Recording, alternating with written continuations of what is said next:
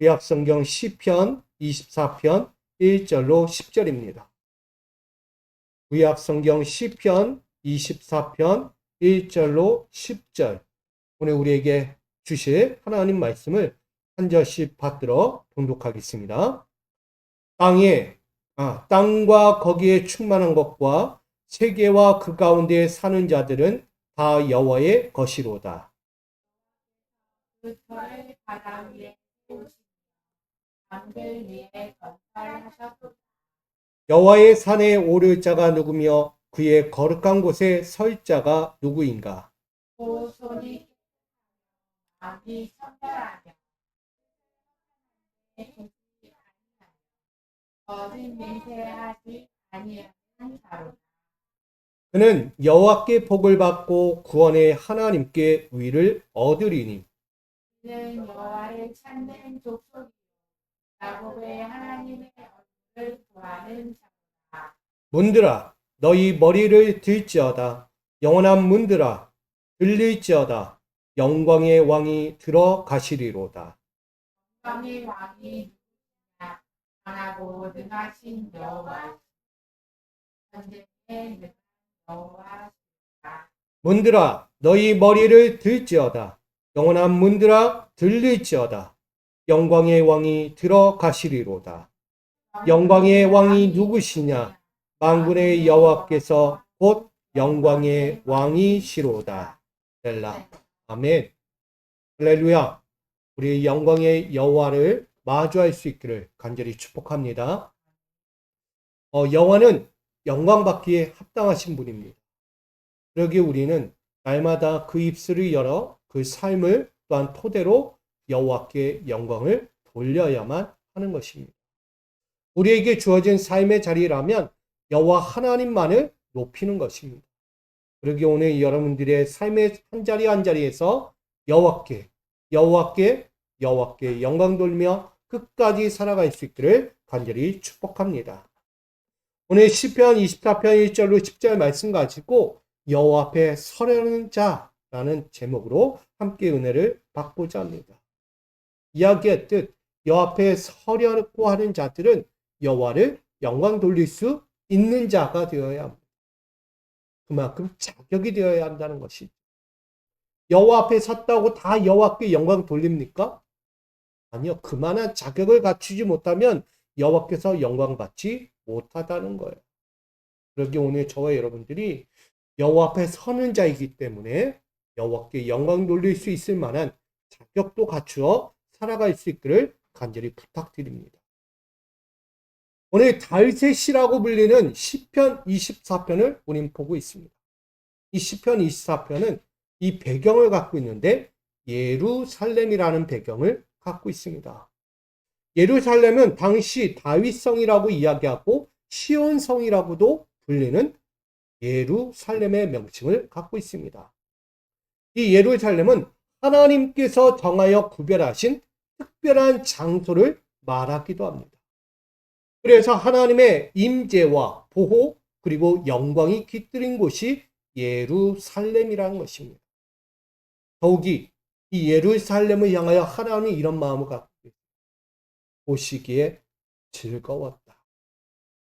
예루살렘을 향하여 하나님이 보실 때요 보시기에 참으로 즐겁도다 라고 말합니다. 저는 이 말씀처럼 예루살렘이 곧 우리 미소교회가 되기를 간절히 축복합니다. 하나님이 이 교회를 보실 때 참으로 즐겁도다. 이처럼 내가 보기에 좋은 곳은 없도다 라고 이야기할 만큼 우리 미소교회가 나아가 여러분의 가정이 여러분의 기업도 삶의 터전도 그렇게 불려지기를 간절히 축복합니다. 그런데 오늘 이 시편 24편은 참 반대적인 이야기가 하나 등장합니다. 하나님이 보시기에 참 좋은 예루살렘인데 이 예루살렘, 다윗성이자 시온성이라고 불리던 이 성에 한 가지 사건이 하나가 발생하게 됩니다. 그것은 당시 엘리 제사장이 거하고 있을 때예요. 엘리 제사장이요 어느 날 블레셋과의 전쟁을 치르게 됩니다. 자기의 두 아들 홈리와 비느하스를 데리고 전쟁터에 나가게 돼요. 근데 거기서 사건이 일어나죠. 블레셋에게 처참하게 지는 상황이 돼요. 근데 이스라엘의 전쟁은 항상 어떻게 했죠? 전쟁에 나갈 때마다 여호와의 언약궤를 항상 모시고 나갔다는 거예요. 전쟁에. 우리가 언약궤를 왜 하나님의 언약궤를 이스라엘 백성들이 늘 모시고 나갔을까요? 전쟁은 하나님께 속한 것이. 아멘. 전쟁은 하나님께 속한 거예요. 이스라엘 민족 가운데 몸에 배어 있는 것이 하나가 있다면 여호와 하나님과 함께 동행하는 거예요. 그 하나님과 동행함이 뭐다? 언약궤였다는 거예요. 이스라엘의 광야 행진 가운데서도 말씀이 앞서 행할 때 백성들이 그 뒤를 따라갔던 것처럼 이 전쟁, 블레셋과의 전쟁 앞에서도요, 이 엘리 제사장이 여호와의 법궤를 같이 모셔 따라갔다는 것입니다. 근데 왜 언약 가운데 하나님의 말씀이 앞서 있었음에도 불구하고 처참하게 블레셋 가운데 졌을까? 결국은 자기 욕심이요. 전쟁도요, 자기 계획대로 갔다가 무너지는 거예요. 인생에도요, 자기 계획과 자기 소망을 가지고 나가면 무너질 수 있는 거예요. 다 자기 뜻, 자기 생각, 자기 방향으로 갔다고 잘 되는 경우는 드물어요. 언제나 방향이 틀어지는 걸 본다는 거예요. 오늘 엘리 제사장도요, 나름 블레셋과의 전쟁에서 나가면 승리할 수 있어! 라고 했지만, 결국 처참하게 블레셋 가운데 전쟁에서 패하고 맙니다. 그것도 모자라 하나님의 언약궤까지 이 블레셋 진영에 빼앗기게 됩니다. 그 빼앗긴 세월이 바로 7개월이나 됩니다. 우리가 알고 있듯이 하나님의 언약궤가 블레셋 진영에 7개월 동안 머무는 동안에 사건 사고가 또다시 일어나요. 그들의 블레셋이 품고 있던 우상들이요, 산산조각 나고 그들의 진영에 전염병이 돌고요, 고난이 시작되는 거예요. 그래서 뭐 하는 거예요? 돌려보내자. 하나님의 언약궤가 그 모든 것들을 휩쓸고 지나가는 사건들을 우리는 알고 있습니다. 오늘 시편 24편은 그렇게 흘러갔던 하나님의 언약궤가 다시 예루살렘으로 돌아오는 과정을 말하고 있는 거예요. 그래서 예루살렘을 모셔오는 이 감격적인 사건을 시편 24편에서 말하고 있는 것입니다. 특별히 블레셋 진영의 7개월 동안 빼앗겼던 법궤가 처음에 어디로 가죠? 기럇 여아림에 우리가 알고 있는 아비나답의 집에 70년간 머물게 됩니다. 아비나답의 집에서 70년간 모셨고 있다가 또다시 옮겨지게 되는데 그것이 우리가 알고 있는 오벳에돔의 집에 머물게 되죠. 또 오벳에돔의 집에서 3개월을 머물게 됩니다. 그리고 나서 비로소 이 예루살렘 다윗성으로 들어오게 돼요. 하나님의 언약궤가 다윗성으로 들어올 때 다윗이 어떻게 했다고요? 자기의 옷이 벗겨진 줄 모르고 춤을 췄다고 이야기했잖아요. 여러분, 그만큼 이 하나님의 도성 예루살렘으로 모셔오는 이 영광의 시간, 하나님의 언약궤가 다시 한번 예루살렘으로 입성하는 그 시간을 찬양하는 축제가 바로 24편의 말씀입니다. 이 배경을 좀 알면 이 말씀이 이런 말씀이구나 라는 것을 알게 되겠죠. 곧 법궤를 다윗성 시온성으로 옮겨오는 이 이유를 오늘 말하고 있는 거예요. 예루살렘의 이 다윗성이며 시온성이라고 이야기하는 곳이 어떤 곳이냐? 우리가 알고 있는 여호와의 산이라고 말합니다. 앞서 이야기했듯 여호와의 임재, 여호와의 충만함이 있는 곳, 이 거룩한 곳이라고 말합니다. 그러니 이곳으로 옮겨오는 언약궤를 바라보며 많은 이들, 그 백성들조차도 감격스러운 날로 여기고 있는 것이죠. 그만큼 마음의 문을 활짝 열고 여호와의 영광스러운 임재를 환영하라 라고 오늘 선포하고 있는 것입니다. 이 모습은 유대 구속사의 영광 가운데 있는 한 가지를 보게 됩니다. 이 모습이 어떤 모습과 같습니까? 언약궤가 예루살렘을 입성할 때 수많은 이들이 환영하며 축제를 했어요. 어떤 모습이 떠올라요? 우리가 알고 있듯 유대 땅이 임재하시는 예수 그리스도의 영광을 보게 됩니다. 수많은 사람들이 나귀를 타고 예루살렘 성으로 입성하시는 예수님을 보며 환영하던 그 시간을 우리는 또 한번 떠올리게 돼요. 동일한 부분이죠. 그만큼 우리에게 말씀하는 거예요. 영광과 부활과 승천, 그걸 넘어 심판주로 다시 오실 그리스도를 환영하라. 환영하라. 여러분, 결국 예루살렘에 입성하시는 여호와의 영광을 찬양하는 것, 이들이 비로소 어떤 찬양이냐, 그 영광을 왜 찬양해야 하는가, 또한 그 찬양을 누가 하는가 말하고 있는 것입니다. 오늘 예루살렘에 거주하는 백성들, 여호와의 백성들이 언약궤가 들어오는 그 순간 다윗과 함께 찬양하고 축제하고 있다는 것을 봅니다. 여러분, 여기서 하나를 봐야 할 것이 있어요. 예루살렘으로 입성하는 그 언약궤를 바라보는 백성들이 누구인가? 백성들.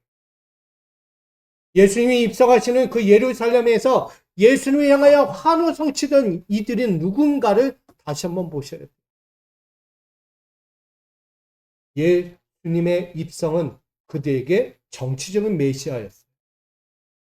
새로운 왕을 요구했다는 거예요. 이제 그들의 삶을 바꿔줄 정치적인 왕 예수여, 빨리 와서 내 삶 좀 편안하게 좀 해줘라. 내가 원하는 것을 다 이루어줘라. 할 수 있다면 마음껏 나를 위하여 힘써달라는 정치적인 왕을 그들이 요구했다는 것이죠. 오늘 그것처럼 오늘 예루살렘 성에 입성하는 언약궤를 다시 바라보면서 이 백성들은 어떤 마음을 가질까? 우린 이 모습을 가져야 합니다. 신명기 14장 2절 여호와의 백성을 이렇게 증거합니다. 같이 읽습니다. 시작. 너는 내 하나님 여호와의 성민이라. 여호와께서 지상 만민 중에서 너를 택하여 자기 기업의 백성으로 삼으셨느니라. 아멘. 오늘 여기 있는 백성은 누구라고요? 여호와의 영광을 찬양하는 자들. 열방 가운데 수많은 열방 가운데서 선택받은 자들, 부르심 받은 이들, 그들이 여호와의 백성입니다. 한마디로 거룩하게 성별하여 세우신 백성, 그들이 예루살렘 백성입니다. 그들에게 하나님은 기업을 위임하셨어요. 기업을 어떻게 해요? 정권. 기업을 다스리는 정권을 위임하셨어요, 하나님. 너희의 기업을 지키라. 어떤 뜻에서? 하나님 뜻에서. 그리고 자격과 가치를 쫓게 하십니다. 하나님이 기업을 그들에게 위임하실 때는 그 가치와 기준이 함께 포함되어 있는 거예요. 사람의 가치와 기준으로 그 기업을 이끌어가는 게 아니라는 거예요. 다시 말하면 하나님이 세우신 예루살렘, 그 다윗성이자 시온성은 사람의 생각과 위도로 이끌어가는 도성이 아니었다는 거예요. 하나님의 기준, 하나님의 가치, 하나님께서 세우신 질서대로 가야 하는 도성이었다는 거예요. 근데 거기서 뭐가 문제 있었다고요? 엘리 제사장이 하나님을 제대로 섬기지 못했어요. 그리고 자식도 제대로 신앙교육을 하지 못했어요. 나아가 그의 백성들에게도 하나님의 말씀의 기준을 제대로 가르치지 못했다는 거예요. 그게 문제가 된 거죠. 그렇게 빼앗겼던 언약궤를 다시 한번 찾아오는 길이에요. 그러니 그들 앞에서 어떤 말씀을 합니까? 깨우쳐주는 거예요. 너희가 누구냐? 지금 언약궤를 다시 한번 영광스럽게 축제하며 맞이하는 너희들은 누구냐? 성별된 백성이다.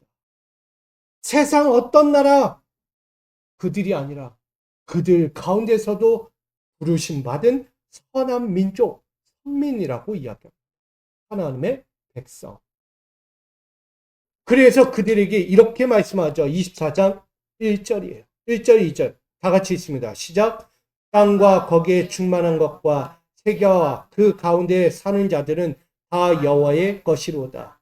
여호와께서 그 터를 바다 위에 세우시며 강들 위에 건설하셨도다. 아멘. 오늘 하나님은 그들을 향하여 이렇게 말씀하고 계세요. 다 여호와의 것이로다. 왜 이 말씀을 하실까를 2절에서 강조하고 있는 거예요. 오늘 이러한 표현이 있죠. 그 터를 바다 위에 세우시며 강들을 위에 건설했도다. 여기에 나오는 바다 위, 강들 위라는 이 표현은 절대자의 질서를 위협했던 혼돈의 세력들을 말하고 있는 거예요. 이해되시나요? 바다, 강들, 이것은요, 믿음의 사람들을 위협했던 혼돈의 세력, 악한 세력을 이야기하는 거예요. 그러한 세력들을 바라보면서 말씀하세요. 하나님이 세웠던 그 기초를 세상의 신적인 기초들, 세상의 우상이라는 그 기초들로 바꾼 자들을 향하여 강들, 바다라고 표현하고 있는 거예요. 그러니까 바다와 강들은요, 우리가 쉽게 범접하기 어려운 곳이에요. 맞죠? 제가 오늘 엊그제 영상을 하나 보니까 절대 바다 한가운데로 들어가서는 안 된다고, 절대 거기로 들어가지 말라고 그렇게까지 바리케이트를 쳐놨어요. 근데 어떤 남녀가 바닷가 한가운데 들어간 거예요. 해변에 들어간 거예요. 들어가지 말라고 절대. 근데 한순간에요, 파도가 몰아와서 그를 쓸어갔어요. 지키지 않은 거예요. 그만큼 바다와 강들이란 것은요, 우리가 쉽게 범접할 수 없는 영역이에요. 뭔가 울타리에 쳐지지 않으면 우리는 쉽게 끌려 들어갈 수밖에 없는, 빨려 들어갈 수밖에 없는 위험한 곳이라는 거예요. 바로 세상이라는 환경이 그렇습니다. 세상이라는 혼돈의 세력은요, 우리를 쉽게 끌어당깁니다. 나를 쥐어 삼으려고. 집어삼키려고 혼돈의 세력이 자꾸 내 곁에 머물고 있는 거예요. 우리가 그것에 뭐예요? 벗어나야 돼. 가까이 하지 말아야 돼. 우리에게 바리케이트를 쳐주고 있을 때 그걸 넘어서지 말아야 한다는 거예요. 그걸 넘어가니까 쓸려 들어가 버린 거예요. 찾지를 못한다는 거예요. 일주일이 지나도록 찾지 못했대요. 그 안타까운 상황을 보면서 한번 생각해 보게 됩니다. 하나님이 세웠던 기초가 있는데 그 기초를 허무는 것들이 있었어요. 근데 그 허무는 기초들을, 바리케이트를 넘어가서 세상의 기초라는 우상의 그 모든 것들을 자신들이 품게 되는 그 순간부터 그들은 혼돈의 세상 가운데 빠져지게 되었다. 그들이 바로 이 이야기하는 예루살렘의 백성들이었다. 그런 그들 가운데 하나님은 다시 한번 새롭게 재건하시는 거예요. 말씀하듯이 바다 위에 새롭게 세우시고 강들 위에 새롭게 건설하셨다라고 이야기합니다. 저는 이 말씀이 송도가 아닌가. 이 바다 위에 뭘 세우셨어요? 기초를 세우시고 반석을 세우시고 그 위에 건물을 하나하나 짓기 시작했어요. 그 위에 수많은 건물들 가운데 하나가 세워졌어요. 그게 뭐예요? 교회라는 거예요. 교회가 하나 둘 생기고 교회가 하나님의 나라를 만들어갑니다. 이 송도라는 지역에 왜 이 바다 위, 강이라는 그 위에 교회를 세워놨을까? 또한 그 가운데 하나님의 성민이라고 부르는 여러분들을 왜 이 자리에 불러놨을까? 잘 생각해 보셔요. 하나님의 터는요, 견고합니다. 세상의 터는요, 언제 어떻게 허물어질지 몰라요. 그래서 하나님은 야사드라는 터를 이 바다와 강들 위에 세워놓으신 거예요. 여러분이에요, 여러분. 하나님의 성민들을, 하나님의 성, 예루살렘을, 다시 말하면 교회들을 이곳에 터를 세워놓으시고 세워주신 거예요. 하나님의 마음을 아시면 됩니다. 하나님은 누구시죠? 건축자라고 이야기할 수 있어요. 건축자는 자신이 계획한 구상한 설계를 이곳에 펼치신 거예요. 아주 세밀하게 집중하여 세우신 계획 설계대로 이 교회를 이 바다 한가운데 세워놓으신 거예요. 그렇게 기초를 놓으시고 창조의 질서를 다시 위협했던 그 모든 것들을 혼돈의 세력들을 완전히 잠재우시고 이스라엘의 절대적인 기반을 다시 한번 만들어 간다는 것을 말씀하고 있습니다. 그게 바로 성별된 거룩한 백성이라는 거예요. 앞전에 엘리 제사장과 함께 했던 수많은 이들은요, 여호와의 법궤를 단순히 자신들의 목적으로만 삼았던 거예요. 신앙이 없어요. 믿음이 없어요. 자신의 욕구를 위해서 하나님의 말씀이 앞서 있어야 하는 거예요. 근데 이것을 다시 한번 재건하신 거예요. 인간의 욕구와 욕망을 위해서 세우신 하나님의 법이 아니다. 오직 제가 서두에 이야기했던 하나님의 영광을 위하여. 우리가 24편에 앞서서 23편을 보면 무엇이 나오는가? 하나님의 영광을 위하여 살라고 권면하고 있습니다. 여러분, 오늘 여러분들은 다 누구의 것이다? 여호와의 것입니다. 하나님은 온 인류 가운데서 구별하여 세우신 하나님의 숭배된 백성이에요. 거기에 또한 교회가 있습니다. 여러분들이 지금 해야 할 일이 있다면 여호와의 것, 나는 하나님의 절대 주권 앞에 있다는 것을 기억하시기 바랍니다. 하나님의 절대 주권 앞에서 나는 사는 거예요. 그리고 그분이 말씀하시는, 부여하시는 그 소유권 안에 내가 살아가고 있다는 것을 기억해야 합니다. 이 땅을 살면서 만물이 다 내 거야, 내 소유야 라고 생각하지 마세요. 만물의 창조자 하나님의 것이에요. 하나님의 소유 아래에 있는 거예요. 나는 그 중에 일부입니다. 피조물. 그러니 그 피조물로서 하나님을 위해서 살아가야죠. 하나님은 그것을 우리에게 말씀하고 있어요. 인간의 삶을 영위하도록 허락하시고 은혜와 돌보심을 부여하시는 존재로 여러분 또다시 세워주시고 계신 거예요. 오늘 다윗은 고백하고 있어요. 나라는 존재는 누구인가?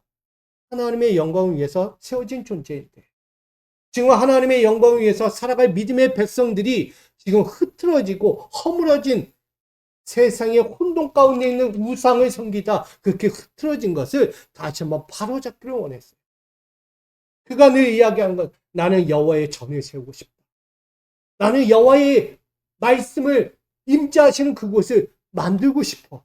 그 간절했던 소망이 이 안에서 흐르고 있는 것입니다. 그러기에 여호와 앞에서 진정 설 수 있는 자가 누군가? 3절은 그래서 전해요. 여호와의 산에 오를 자가 누구며 그의 거룩한 곳에 설 자가 누구인가? 예루살렘의 다윗이라는 도성 시온성에 입성하시는 이 법궤를 바라보면서 다시 한번 말하는 거예요. 지난날에 여호와 앞에 서 있는 백성들이 아니고요. 다시 한번 새롭게 잃어버렸던 70년간 잃어버렸던 여호와의 법궤가 예루살렘에 입성할 때 다시금 그 여호와를 맞이할 자들이 누구예요? 그걸 말씀하고 있는 거예요. 그러니 여호와의 영광을 찬양할 자. 저는 이것을 이렇게 비유합니다. 여호와의 소유, 여호와의 영적 성숙을 드러내기 위해서 다시 한번 서는 예배자라고 생각합니다. 하나님을 예배하는 자. 그 예배자를 향하여 이렇게 말하고 있어요. 어떤 자가 예배자인가? 첫째, 손이 깨끗한 자라고 이야기합니다. 4절에 곧 손이 깨끗하며 라고 우리에게 말씀하고 있습니다. 손은 행실을 말합니다. 손은 계속 행실을 이야기해요. 손은 인간의 위지를 담고 있는 가장 중요한 기관이기 때문에 손이 어떻게 하느냐에 따라서 하나님이 영광 받는 거예요. 그 손의 행위가 잘못되는 그 순간 하나님의 영광은 가려지게 됩니다. 그래서 손이 깨끗한 자가 오늘 하나님의 영광을 다시 한번 찬양하고 바라볼 수 있는 자가 될 수 있다고 얘기해요. 그가 누구다? 여호와 앞에 설 수 있는 자예요. 그러기에 여러분 예배자의 행실을 갖추기 원합니다. 여러분의 손이요, 여러분의 행실이 그 행위에 흠이 없기를 간절히 부탁드립니다. 흠이 없어야 돼요. 나의 손 하나가 뭐라고요? 아니요. 그러면 손 하나가 하나님의 영광을 드러낼 수도 있고 아니면 하나님을 모욕되게 할 수도 있고. 여러분, 오늘 여호와 앞에 설 자가 누구인가? 다윗은 그렇게 이야기해요. 수많은 백성들이 누가 여호와 앞에 다시 설 것인가? 누가 다시 한번 하나님을 제대로 예배할 수 있는 자인가? 손이 먼저 깨끗하라고 이야기합니다. 두 번째는 마음이 청결한 자라고 소개하고 있습니다. 마음이 청결한 자는 행위의 결정을 이야기합니다. 그 마음이 품은 결론이에요, 결론. 손이 행동하는 것도 뭐가 필요해요? 마음에서 결정이 났을 때 움직이잖아요.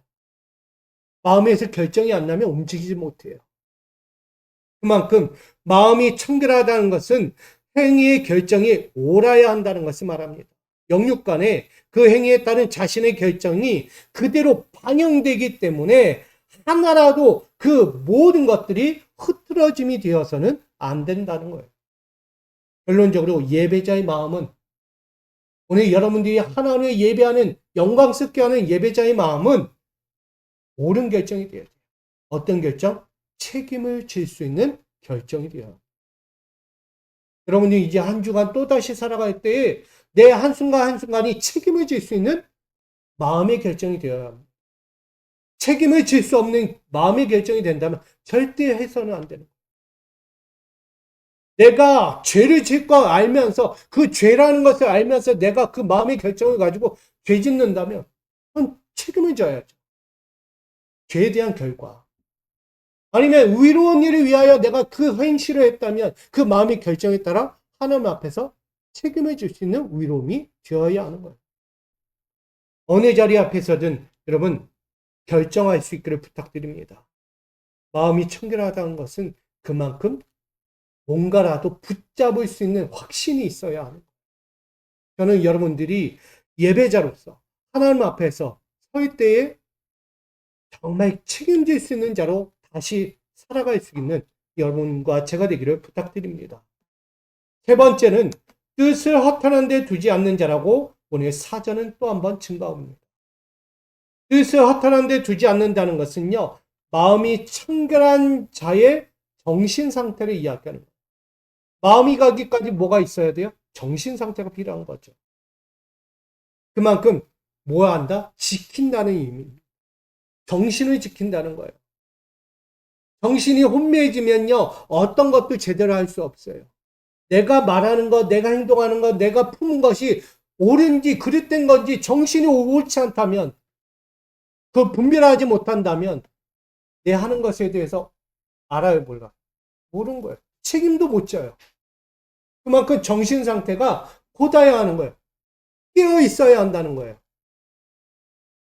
여러분, 비실제적인 물질 추구와 도덕적 무가치의 정신들은요, 그만큼 우리를 혼미하게 합니다. 당시 유대 사회 가운데, 아니, 이스라엘 사회 가운데 그런 모습들이 계속 흘러나왔어요.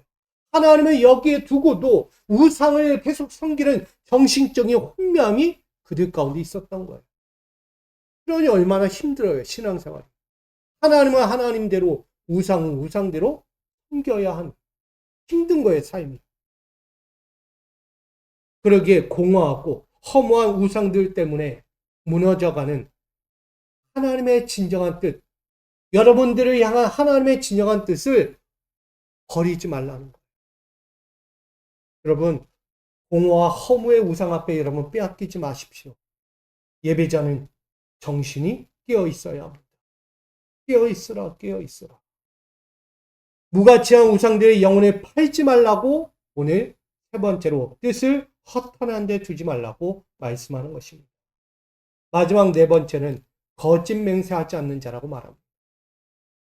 거짓 맹세하지 않는다는 것은요, 행할 위지가 없으면서 행할 것처럼 맹세하는 거예요. 이걸 다른 말로 하면 완전한 거짓이죠. 맹세라는 것이요, 다른 말로 하면 완전한 거짓이 되는 거예요. 지킬 수 있어야 하는데 못 지킬 거면서 그럴싸하게 말하는 거예요. 마음이 청결한 자와는 전혀 어울리지 않고 진실을 입증할 수도 없는 정신 상태, 완전한 타락의 상태예요. 그렇기 때문에 거기에는 어떤 것도 없는 거예요. 뭐가 없다? 진실성이 없어요. 완전한 거짓이기 때문에. 작은 것도의 거짓이에요. 요번만, 이것까지만, 그냥 넘어가지? 아니요, 절대요.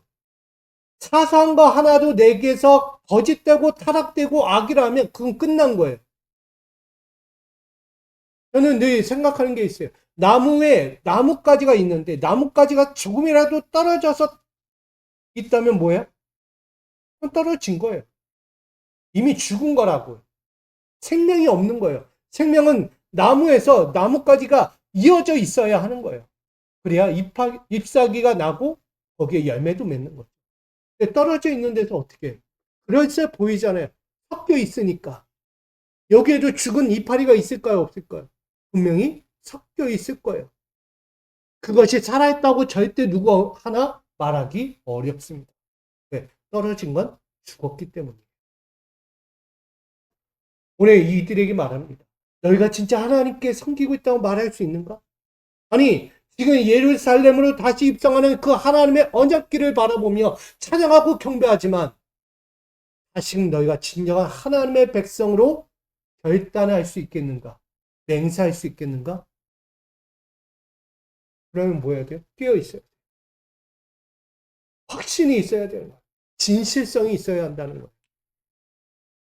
그러기에 오늘 예배자의 맹세는 헛된 것을 버리고 참된 입술이 되어야 한다라고 말합니다. 저는 여러분들이 그런 모습이 되기를 축복합니다. 지금 네 가지를 이야기했어요. 손이 깨끗하고 마음이 청결하고 뜻을 허탄한 데 두지 않고 거짓 맹세하지 않는 자. 이들이 누구라고요? 여호와의 영광을 찬양하는 자들이라고. 잃어버렸던 여호와를 다시 회복하는 순간이 오는 거예요. 그 여호와의 영광을 다시 바라보고 다시 섬기고 다시 신앙의 길에 굳건히 설면 이렇게 된다는 거예요. 5절 함께 있습니다. 시작. 그는 여호와께 복을 받고 구원의 하나님께 의를 얻으리니. 아멘. 다시 뭐 하게 되는 거예요? 다시만 손이 깨끗하고 마음이 청결하고 뜻을 허탄한 데 두지 않고 거짓 맹세하지 않는 자는, 그런 진실성을 갖고 옳은 믿음의 신앙으로 끼어있는 자들은 여호와의 복을 누리게 된다. 위롭다 인정을 받게 되는 거예요. 다윗은 그걸 백성들에게 요구하고 있는 것이죠. 시편 24편은 여호와의 영광을 다시 회복하자. 너희가 진짜냐? 그렇다면 그 진실을 잃어버리지 말라고 이야기합니다. 오늘 이 자리에 있는 우리 미소가족 여러분들도요, 구원의 자리에 서기를 원합니다. 또한 구원을 맞이할 수 있기를 원합니다.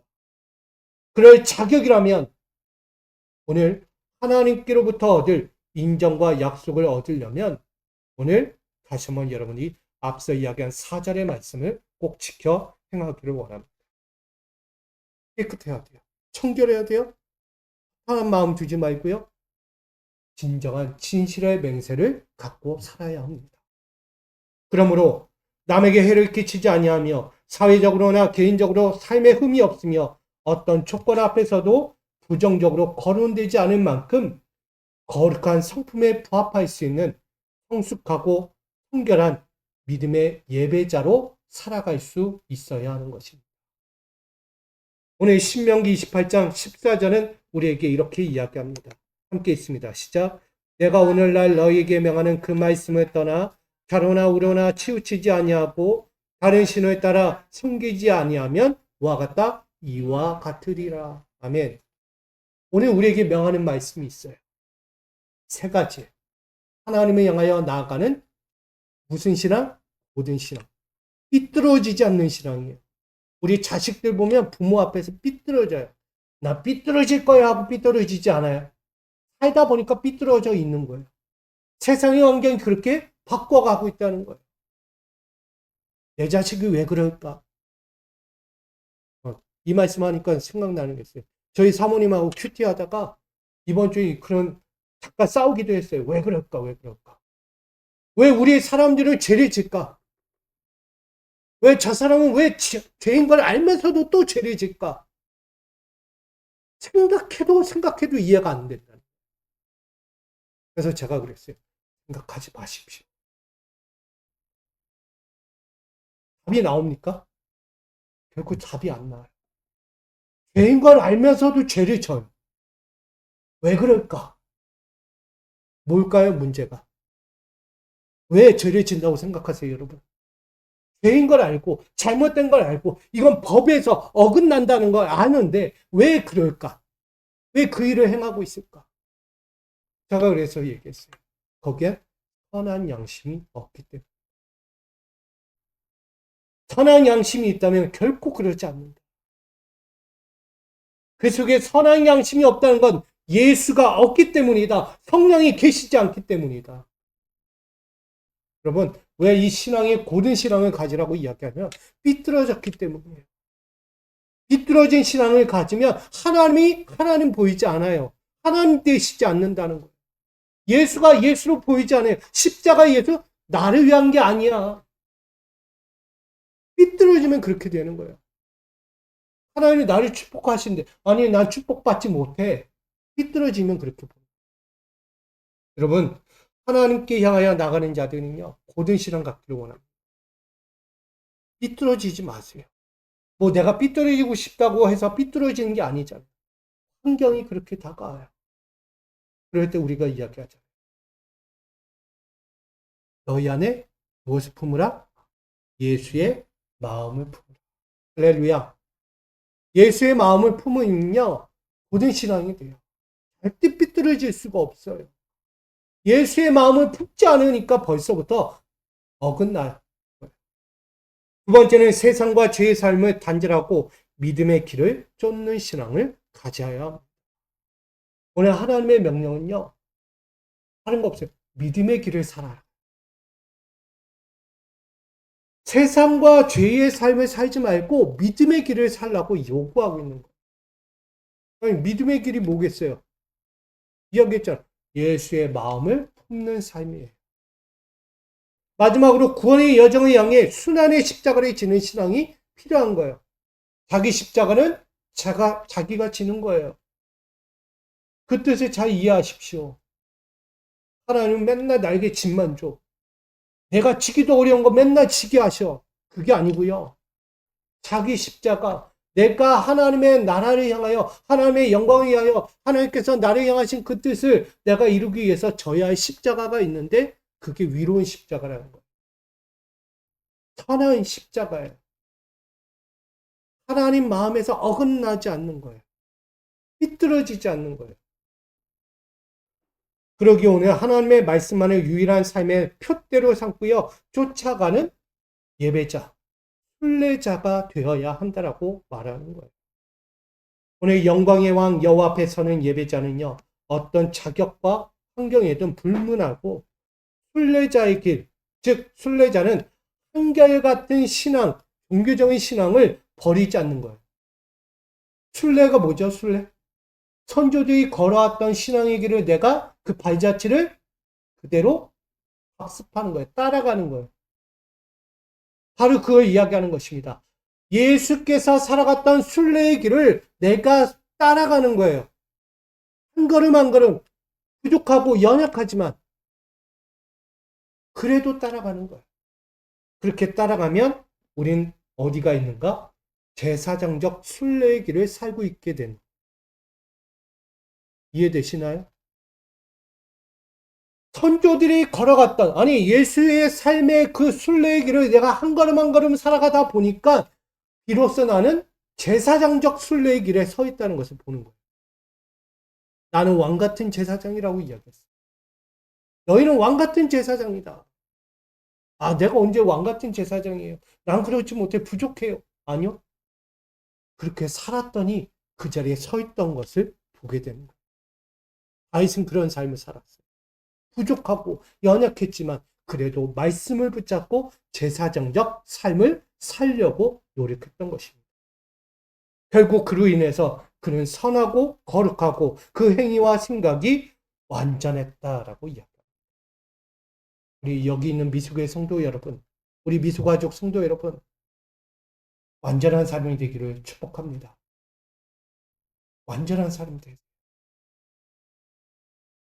이것이 바로 법궤를 잃어버렸다가 다시 찾은 다윗과 이스라엘 민족이 예루살렘으로 입성하는 다윗성 시온성을 향하여 나아가는 여호와의 법궤를 바라보며 환호성하는 영광입니다.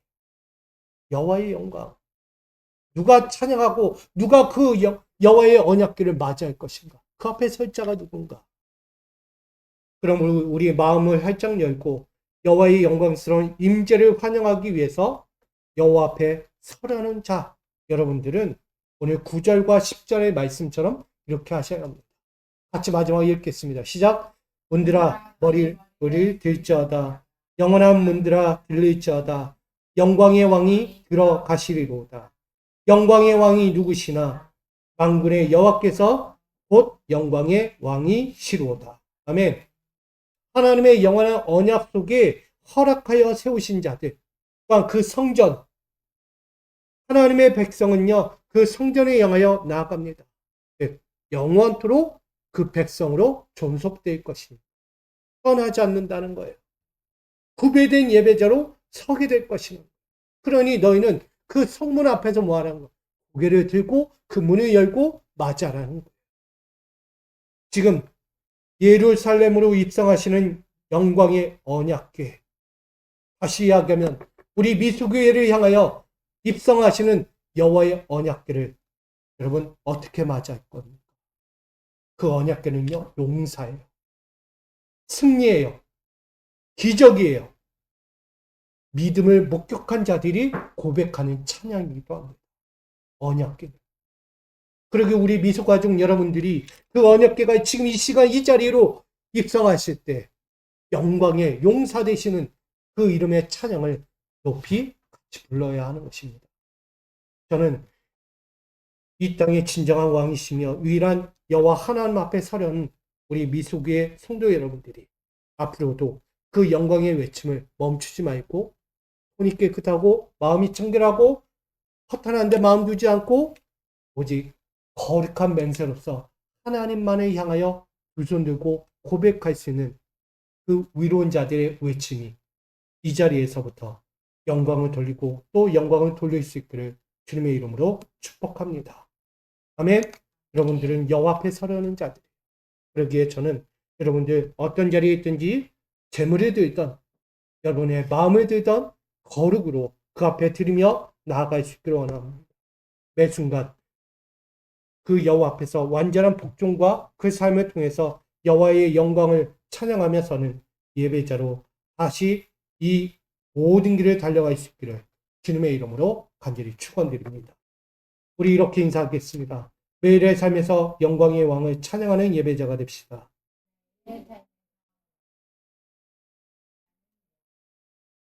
아멘.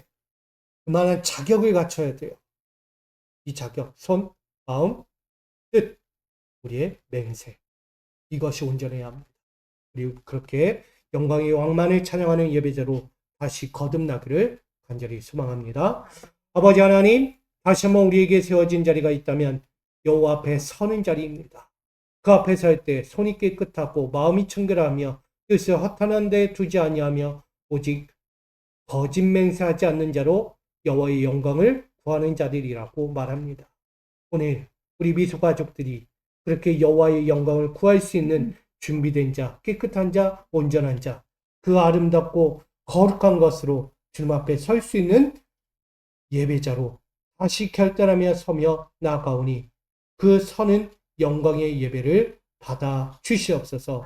삶의 예배를 받아 주시옵소서. 예수님의 이름으로 기도합니다. 아멘. 우리 찬송가